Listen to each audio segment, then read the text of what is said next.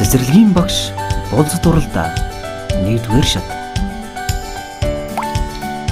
Хэрлэн сумын 15 дугаар цэцэрлэгийн бүлгийн багш Ганбаатрын Нанжид. Сайн байцгаана уу? Та бүхэндээ энэ өдрийн мэндийг хүргэе. Хэрлэн сумын 15 дугаар цэцэрлэгийн багш Ганбаатрын Нанжид байна. Миний хувьд сургуулийн өмнөх боловсролын салбарт 17 дахь жилдээ ажиллаж байна. Үүнээс бүлгийн багшаар 6 дахь жилдээ ажиллаж байна. Хамгийн анхны гарааг Хэрлэн сумын 15 дугаар цэцэрлэгт 2018 онд багшаар орж эхэлж байлаа. Хүүхэд гэдэг гэгээх нь цагаахан ертөнц байдаг. Хүүхэд байгаа газар үргэлж инээдхөөр аз жаргал баяр хөөр зоцсож байдаг. Тийм учраас би цэцэрлэгийн багш гэх мэргэжлийг сонгох болсон. Анх ажилд ороод мэдгүй чадахгүй зүйлүүд зөндөө тулгарч байсан.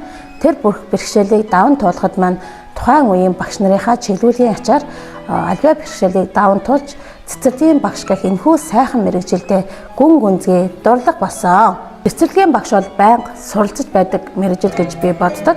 Яагаад гэвэл хүүхдүүд биднийг олон мянган яагаад гэдэг асуултаар болж бидний таашгүй олон үйлдэл хийж байдаг. Үүгээрээ дамжуулан хүүхдүүд өөрсдөө суралцж өсөж хөгжиж байдаг. Тийм учраас хүүхдийн аливаа асуултанд хариулахад бид байнга бэлэн байхын тулд тасалдгүй суралцж байх мэргэжил гэж би боддог.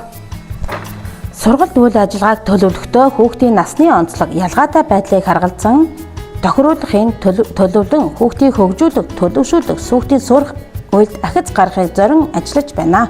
Хүүхдийн нас идэвхтэй онцлог тохирсон сургалтын хэрэглэгдэхүүн тараах материалыг тогтмол хийж сургалт үйл ажиллагаанд ашиглаж байна.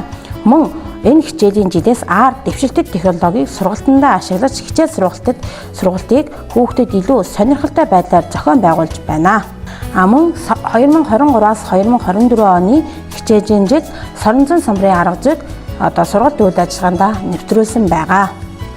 За бүсийн цэцэрлэгийнхаа багш нарын саналаар цэгээр наадын арга зүйн сургалтыг захимаар түгээн дэлгэрүүлж байсан.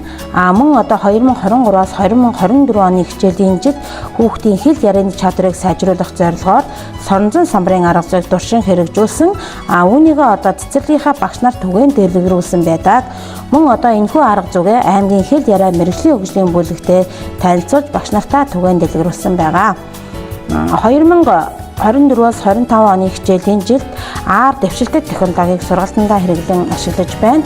Энэ хичээлийн жилийн сургууль хүмүүжих уншилгад дэвшилтэт технологиг сургалтын чиглэл бүрт интеграчлан сэдвээр илтгэл бичин оролцож цэцэрлэгтэй хэлэлцэнээс шалгарч бүсийнхаа хэмжээнд илтгэлээ тавьсан байгаа.